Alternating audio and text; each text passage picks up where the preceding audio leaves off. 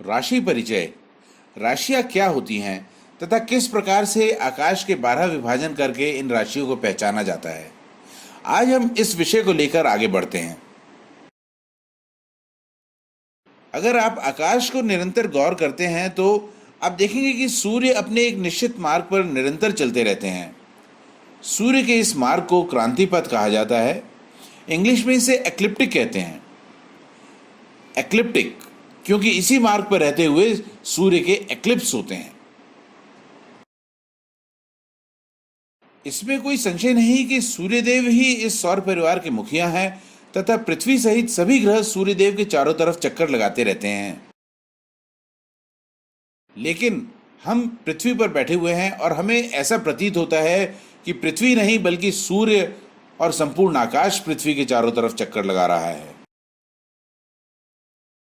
आकाश में ग्रहों की चाल को निरंतर देखते रहने से यह स्पष्ट हो जाता है कि कोई भी ग्रह सूर्य के क्रांति पथ के आसपास ही चलता है। सूर्य के क्रांति पथ के दोनों ओर 9 डिग्री उत्तर और 9 डिग्री नीचे एक पट्टी बनती है और इसी पट्टी के भीतर ही सारे ग्रह चलते हुए दिखाई देते हैं। इस 18 डिग्री चौड़ी पट्टी को भचक्र की पट्टी कहा जाता है। गतिमान ग्रहों की स्थिति को समझने के लिए या गोचरीय ग्रहों की स्थिति को समझने के लिए भचक्र को 12 भागों में विभाजित किया जाता है। इस विभाग के लिए क्रांति पथ पर एक आरंभिक बिंदु को भी निश्चित किया जाता है। भारतीय ज्योतिष में यह आरंभिक बिंदु क्रांति पथ पर चित्रा नक्षत्र से 180 अंश की दूरी पर स्थित है।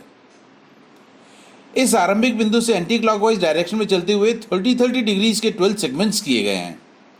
ये सेगमेंट्स राशियां कहलाती हैं और इन राशियों की पहचान इनमें स्थित कॉन्स्टलेशंस या तारा समूह से होती है। तारा समूह की पहचान करने के लिए उनको काल्पनिक आकृतियों में रखा गया है और इन काल्पनिक आकृतियों के पीछे बहुत अनेक प्रकार की रोचक कहानियां भी आपको सुनने को मिल सकती हैं। इन 12 राशियों के नाम हैं मेष, वृष, मिथुन, कर्क, सिंह, कन्या, तुला, वृश्चिक, धनु, मकर, कुंभ, मीन।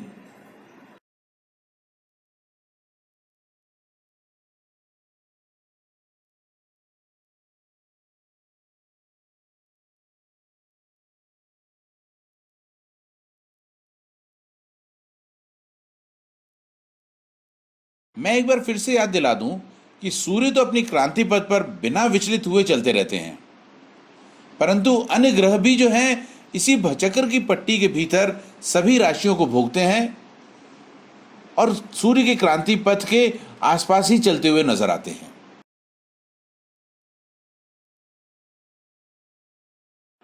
पृथ्वी अपनी धुरी या अपनी एक्सिस पर निरंतर पश्चिम से पूर्व की दिशा में एंटी क्लॉकवाइज डायरेक्शन में घूमती है और इससे हमें ऐसा लगता है कि आकाश हमारे चारों ओर पूर्व से पश्चिम दिशा में क्लॉकवाइज डायरेक्शन में घूम रहा है। इस प्रक्रिया में हमारे सिर के ऊपर से आकाश 24 घंटे में एक चक्र पूरा करता है और इतने ही समय में 12 राशियां भी हमारे सिर के ऊपर से गुजर जाती हैं। पूर्वी क्षितिज या ईस्टर्न होराइजन पर आप देखें तो ऐसा प्रतीत होगा कि एक के बाद एक 12 राशियां उदित हो रही हैं। 24 घंटे में 12 राशियां उदित होती हैं, अतः एक राशि को उदित होने में करीब 2 घंटे लगते हैं। अब किसी भी समय क्षितिज पर जो राशि उदित हो रही होती है उस राशि को हम लग्न की राशि कहते हैं। इसी राशि को हम कुंडी के पहले भाव में रखते हैं और उसके बाद में एंटी क्लॉकवाइज डायरेक्शन में बाकी सारी राशियों को रखा जाता है। पूर्वी क्षितिज या ईस्टर्न होराइजन पर राशियां कुछ इस प्रकार से उदय होती हैं। इसमें 2 बातों को आप गौर करें। एक तो राशियों की उदित होने का डायरेक्शन वर्टिकल नहीं है, ये थोड़ा सा साउथ की तरफ टिल्टेड है। इस टिल्ट का कारण है पृथ्वी का अपनी एक्सिस पे झुका हुआ होना। आज की तारीख में पृथ्वी अपनी एक्सिस पर 23 डिग्री 26 मिनट्स एंड 11 सेकेंड्स झुकी हुई है। अब दूसरी बात गौर करें, इसमें कुछ राशियों को मैंने उल्टा रखा हुआ है और कुछ को सीधा रखा हुआ है। उल्टी उदित होने वाली राशियों को हम पृष्ठोदय राशि कहते हैं और सीधी उदित होने वाली राशियों को हम शीर्षोदय राशि कहते हैं। उल्टी उदित होने वाली राशियों को पृष्ठोदय राशि कहते हैं प्रश्नोदय राशियां हैं मेष, वृष, कर्क, धनु, मकर।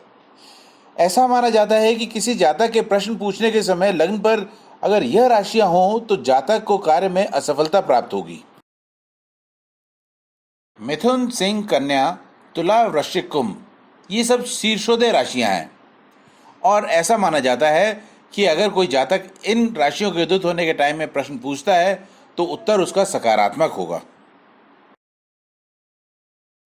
मीन राशि उभयोदय राशि है और ऐसा माना जाता है कि इस राशि के उदय काल में अगर कोई प्रश्न पूछा गया हो तो उसके कार्य के होने में संशय रहता है या बड़े परिश्रम और कठिनाई के बाद में कार्य में सफलता मिलती है।